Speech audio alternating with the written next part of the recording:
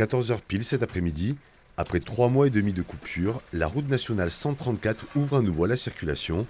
Ces automobilistes sont les premiers à l'emprunter. À quelques mètres de là, le tunnel du Somport reprend vie également. On est d'Oloron, nous évidemment, donc on vient tous les jours à Raqqa ou à Huesca, et donc oui. C'était un peu pénalisant économiquement. Content aujourd'hui alors? Ben oui, petit cadeau de Noël, petite satisfaction. Ce matin, un mois avant la date initialement prévue, Et la route est ouverte.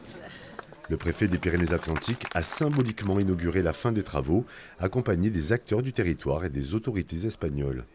Ouvrir aujourd'hui cette frontière, c'est dans l'intérêt et de la vallée d'Aspe et de l'ensemble du Béarn, parce que les produits, les consommateurs, les familles, elles passent des deux côtés. Et puis c'est aussi dans l'intérêt de l'Espagne qui était très attentive, en particulier sur le franchissement du Somport. Enfin, cette route si importante est à nouveau ouverte. J'imagine que toutes les entreprises de transport sont ravies, ainsi que les acteurs économiques des deux côtés de la frontière.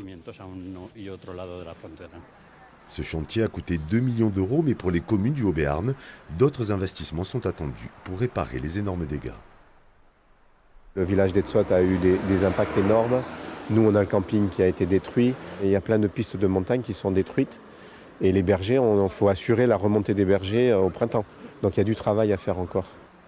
Les traces de ces inondations dévastatrices seront longues à effacer, mais ce soir, c'est un premier soulagement pour les habitants de la vallée d'Aspe.